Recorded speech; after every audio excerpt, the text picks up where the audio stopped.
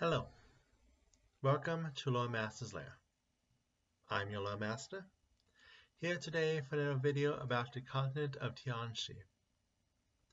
This week as we begin our second month of celebration, we look towards one of the organizations in the region we know the most about, because it exists in two times, the Golden League.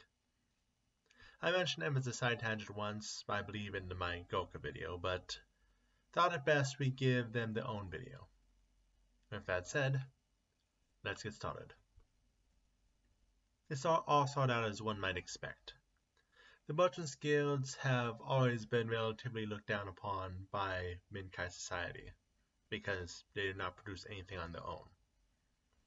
They are tolerated as the bottom of society because they are necessary, but no one is really there for them when they fall on hard times.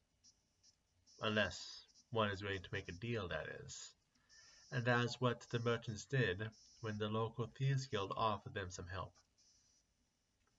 For a decade, the organization was in control of both the above-board economy of the nation, as well as everything under the table.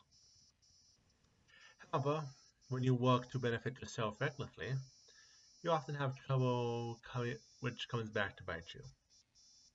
That was what happened when they managed to crash the entire economy of Minkai. The Emperor responded by rounding them all up and exiling them, and putting laws in place to stop anything like them from happening again. But the story of the Golden League does not end there. The remnants found themselves on the opposite side of the continent in Goka, and rebuilt themselves. Though they learned not to bankrupt an entire nation, and now do things the slower, subtler way. Bribes, threats, blackmail, assassination, you know how these things go. And still further, in the future, the organization managed to survive. Now at the times of Starfinder, far past the gap. The families are numbered in the hundreds, and various asteroids, moons, and planetoids are owned by the organization, who now find themselves on various planets.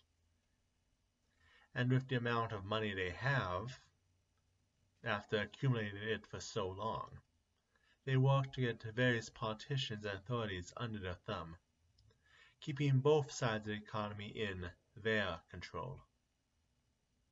The organization, regardless of age, functions through the existence of various families.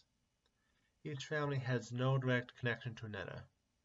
So if one were to fall, the organization itself lives on, perfectly willing to add on other impressive crooks as new business partners. Ancestry is also not a problem. One of the examples we have from Starfinder being an entire Veskian family who were exiled from their home before making their way to Absalom Station. All that matters really is skill and money.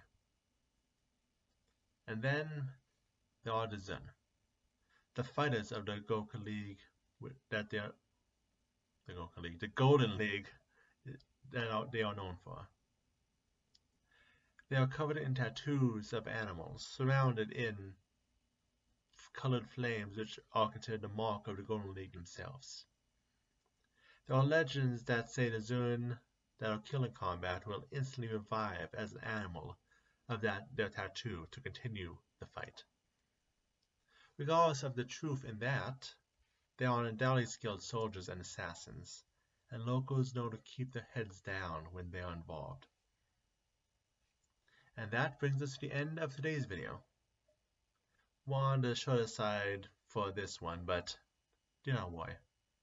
We'll be hearing more on other organizations in the region soon. However, there is one stop I wanted to take before then.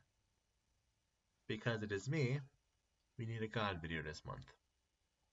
See you then.